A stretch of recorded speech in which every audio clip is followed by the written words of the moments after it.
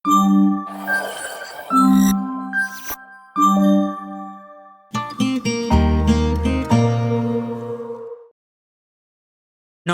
বন্ধুরা, তোমাদের সকলকে আবার স্বাগত learn data with Dev YouTube চ্যানেলে।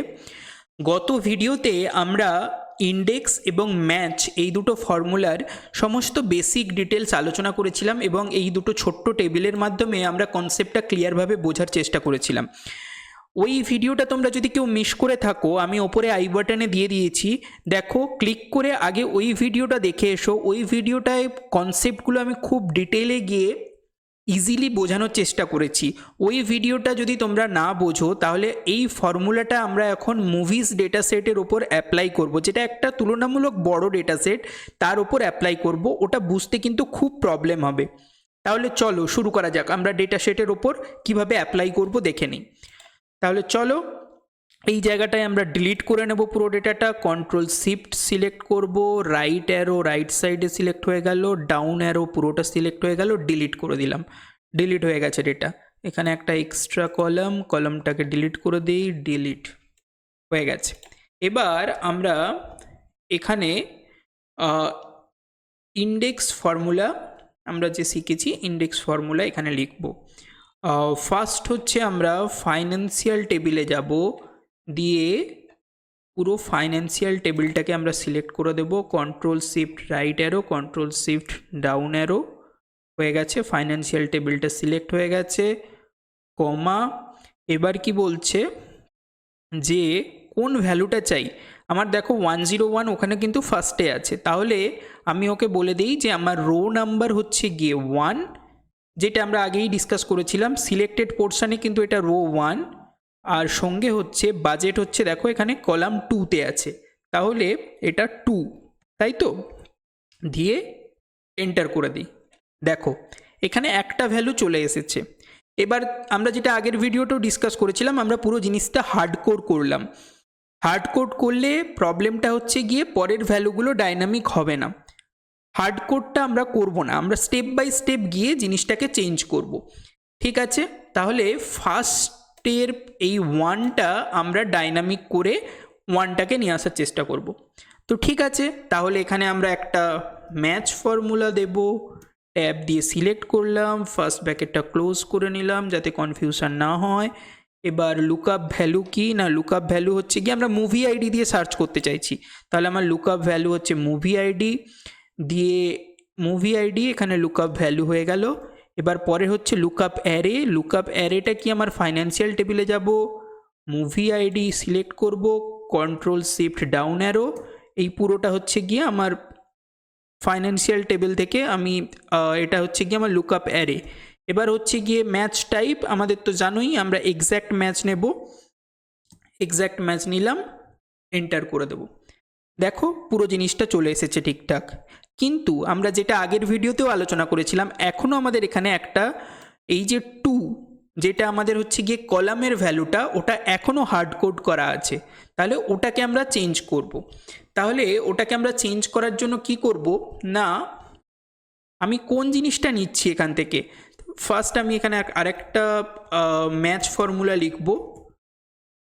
Match formula, first bracket start, first bracket close. এবার হচ্ছে লুকআপ ভ্যালু। ভ্যালু হচ্ছে কি, আমি বাজেট, এই যে দেখো এই বাজেট, এটা হচ্ছে কি আমার লুকআপ ভ্যালু, আমি এটা সার্চ করতে চাইছি।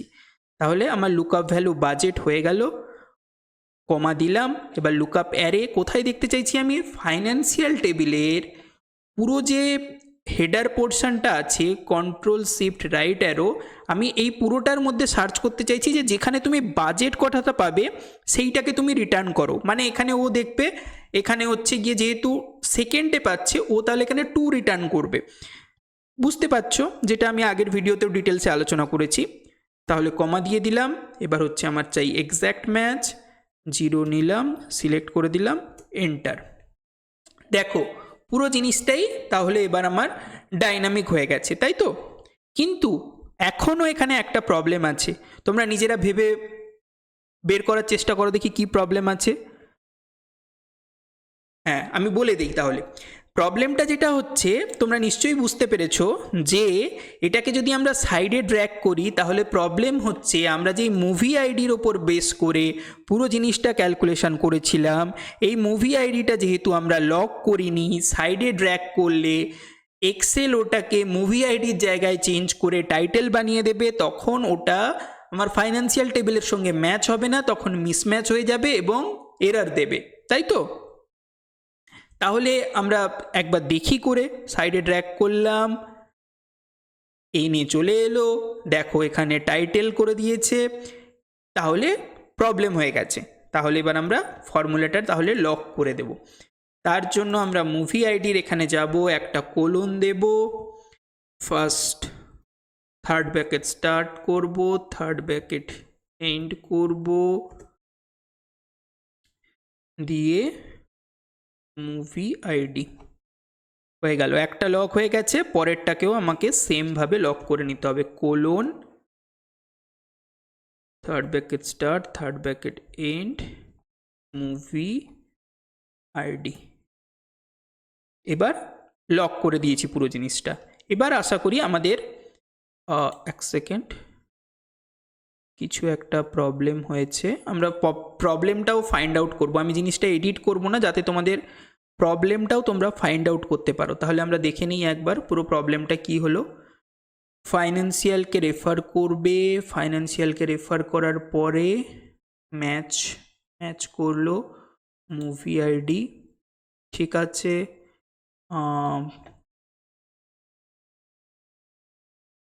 মুভি আইডিটাকে জাস্ট আমরা লক করেছি, তো এইখানটাতে ব্র্যাকেটের প্রবলেম হয়েছে, এখানে আরেকটা ব্র্যাকেট দিতে হবে হোপফুলি, তাহলে জিনিসটা হয়ে যাবে। দেখো ঠিক আছে, আমরা বুঝে নিলাম। এই জায়গাটায় দেখো ব্র্যাকেট ছিল না, জিনিসটা ওপেন হয়ে গেছিলো, তাই জন্য প্রবলেমটা হচ্ছিল। এবার আমরা সেম জিনিসটাই যদি সাইডে ড্র্যাগ করি তাহলে আমাদের ভ্যালু 8989.6 পাওয়া যাবে, 8989.6। দেখো রেভিনিউ ঠিকঠাকই দিয়েছে। এবার আমরা পুরোটা কি, ইউনিটটায় কিছু একটা প্রবলেম হচ্ছে, হ্যাঁ ঠিক আছে, ওটা টেনে দিয়েছিলাম, ওটা একটু মিসআন্ডারস্ট্যান্ডিং হয়ে গেছে, বুঝতে ভুল করেছে। দেখো এবার ঠিকঠাক নিয়ে নিয়েছে। তো এটা যদি আমি ডবল ক্লিক করি নিচ পর্যন্ত চলে যাবে, পুরো ডেটাটা নিয়ে নেবে। এখানেও ডবল ক্লিক করলাম, তাহলে হয়ে গেল। দেখতে পেলে যে আমরা ওই ফর্মুলাটা দিয়েই কিভাবে এখানে সেম জিনিসটা আমরা রেপ্লিকেট করলাম, আমাদের পুরো ডেটাটাই চলে এসেছে। এবার আরও একটা আশ্চর্যের ব্যাপার তোমাদের বুঝিয়ে দেখাচ্ছি। দেখো এখানে কিন্তু তুমি যদি আগের বারে যেরকম করছিলাম আমরা, এখানে যদি আমরা একটা ইনসার্ট করে যদি একটা সেল ইনসার্ট করি, তাহলে কিন্তু আগের বারে এখানে এরর দিয়ে দিচ্ছিল, এবারে কিন্তু এরর দিচ্ছে না। তার পেছনে কারণ হচ্ছে গিয়ে এই ফর্মুলা দিয়েও মুভি আইডি যেখানে আছে ওখান থেকে খুঁজে বার করছে, তাহলে এটা নিয়ে ওর কোনো প্রবলেম নেই, এই প্রবলেমটা সলভ হয়ে গেছে। ইভেন যদি আমি মাঝে কোথাও ইনসার্ট করি একটা, তাহলেও দেখো কোনো প্রবলেম হবে না, কারণ ও ওই সিকোয়েন্স ওয়াইজ দিয়েছে, ঠিক আছে। এবার আরও একটা মজার জিনিস তোমাদের দেখাচ্ছি। ধরো এখানে যদি আমি লিখি, এক সেকেন্ড, কলাম 1 কিন্তু ওখানে রেফারেন্সে কলাম 1 নিয়ে নিয়েছে। দেখো ফাইন্যান্সিয়ালি এখানে কলাম 1-এ কিচ্ছু নেই, তাই জন্য ওটা ও 0 করে দিয়েছে। তাহলে আমি যদি এখানে যদি তোমার এইটাকে যদি আমি কলাম 1 করে দিই,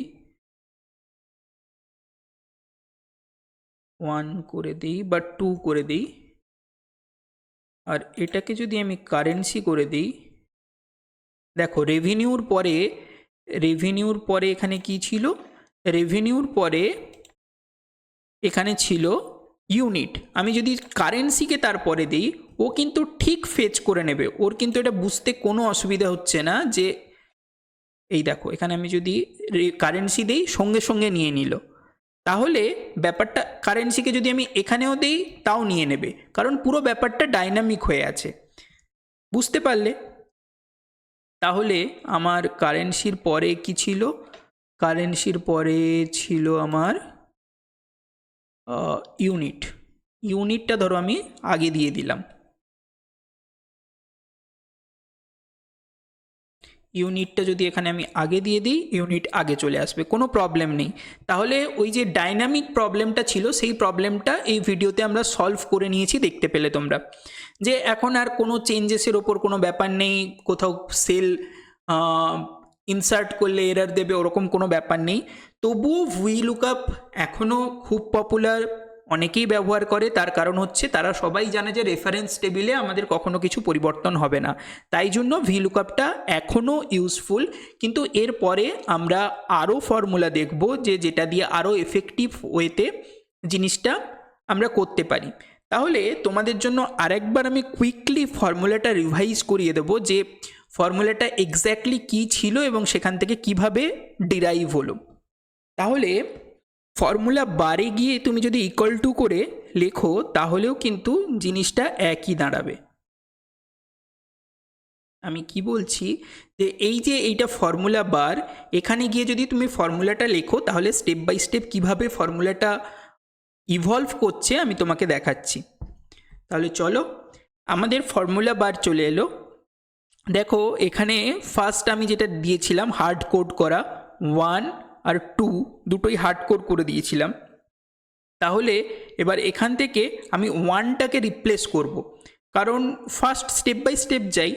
1টা রিপ্লেস করলাম, দেখো আমি কি দিয়ে রিপ্লেস করলাম না, এখানে আরেকটা 1টাকে যখন আমি রিপ্লেস করলাম সেখানে আমি আরেকটা ম্যাচ ফর্মুলা দিলাম, দিয়ে এখানে আমি বললাম যে আমার কি খুঁজতে হবে না মুভি আইডি জিনিসটাকে খুঁজতে হবে। কোথায় গিয়ে খুঁজবে না আমার হচ্ছে ফাইন্যান্সিয়াল টেবিলের মুভি আইডির মধ্যে গিয়ে খুঁজবে, দিয়ে 0। তাহলে এখানে অ্যাকচুয়ালি কিন্তু 1 রিটার্ন হবে। যদি তুমি ফার্স্ট সেলটার কথা ভাবো তাহলে কিন্তু এখানে 1ই রিটার্ন হবে, তাই তো? এই যদি তুমি ফার্স্ট সেলটার কথা ভাবো তাহলে এই পুরো জিনিসটা পুরো ফর্মুলাটা কিন্তু তোমাকে 1 রিটার্ন করবে, তাই তো? এবার আমরা নেক্সট স্লাইডে চলে যাই। দেখো এই জিনিসটা ফিক্সড হয়ে গেল। এবার আমরা কাকে রিপ্লেস করব না এই 2কে রিপ্লেস করব। তাহলে আমরা 2কে রিপ্লেস করলাম, যে আমরা ম্যাচ ফর্মুলা ইউজ করলাম। আবার দেখো এখানে আমি আরেক ধরনের হার্ড কোড করা দেখাচ্ছি তোমাকে, যে আমি ডাইরেক্ট সেল রেফারেন্সই দেইনি, আমি এখানে বাজেট কথাটা লিখে দিয়েছি। ডবল কোটের মধ্যে সবসময় স্ট্রিং ভ্যালু মানে কোনো টেক্সট ভ্যালু যখন আমরা লিখি তখন আমরা এরকম ডবল কোডের মধ্যে লিখি।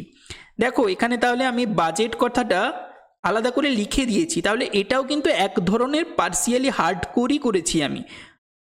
যে আমার রেফারেন্স টেবিলটা সেটা কিন্তু আমি ডাইনামিক করেছি, যে তুমি ফাইন্যান্সিয়াল টেবিলের হেডারের মধ্যে গিয়ে খুঁজবে কথাটা, কিন্তু তুমি কি খুঁজবে সেই জিনিসটাকে কিন্তু আমি হার্ড কোড করে দিয়েছি, পার্সিয়ালি হার্ড কোড হয়েছে।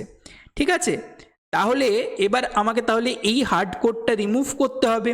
কি করে রিমুভ করব না, এটাকে তখন আমাকে মুভি আইডির হেডার টেবিলের মধ্যে থেকে ক্লিক করলে এইভাবে ফরম্যাটিং হয়ে লেখাটা হয়। অ্যাকচুয়ালি মুভির বাজেটটা আমি যদি ক্লিক করি তাহলে পুরো ব্যাপারটা ডাইনামিক হয়ে গেল, আর কিন্তু কিছুই হার্ড কোড থাকলো না এখানে।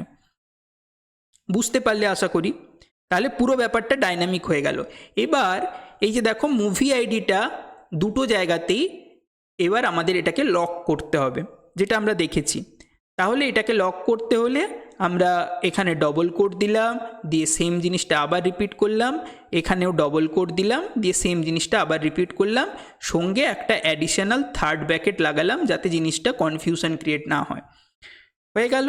হয়ে যাওয়ার পরে এবার এখানে যখন এক্সেলে এই ফর্মুলাটা আমরা ফেলবো, দেখবে এখানে মুভিজ বলে কথাটা ছিল না, কিন্তু এক্সেল নিজে নিজেই এই জিনিসটা চেঞ্জ করে মুভিজ করে নেবে, কারণ আমরা তো মুভিজ টেবিলেই ফর্মুলাটা লিখছি, তাই জন্য আমাদের ওই ফর্মুলাটায় মুভিজ কথাটা মেনশন না করলেও হয়, কিন্তু দেখবে এক্সেল একা একাই মডিফাই করে জিনিসটা মুভিজ করে নিয়েছে। তাহলে এই হচ্ছে মোটামুটি ব্যাপার। আমরা পুরো ফর্মুলাটা দেখে নিলাম। তাহলে এইভাবে আমাদের পুরো ফর্মুলাটা ডিরাইভ হলো। তোমরা চাইলে এই জিনিসটা স্ক্রিনশট নিয়ে নিতে পারো, বা তোমরা নিজেরাই ডিরাইভ করার চেষ্টা করতে পারো। আমি বারবার যে কথাটা বলি, যতক্ষণ পর্যন্ত না নিজেরা প্র্যাকটিস করছো ততক্ষণ পর্যন্ত কখনোই জিনিসটা ক্লিয়ারলি বুঝতে পারবে না। তাহলে আমাদের আজকে দেখিয়ে দিলাম যে কিভাবে আমরা ইন্ডেক্স আর হচ্ছে গিয়ে ম্যাচ এই দুটোর মাধ্যমে দুটো টেবিলকে জয়েন করতে পারি। নেক্সট দিন আমরা আরেকটা ডিফারেন্ট ফর্মুলা নিয়ে আলোচনা করব। আশা করি তোমাদের ভালো লেগেছে। আর আমি কখনোই তোমাদেরকে আলাদা করে সাবস্ক্রাইব করা, লাইক করার কথা বলি না, কারণ আমার পড়ানোর মাঝখানে এগুলো বলে সময় নষ্ট করতে ইচ্ছে করে না।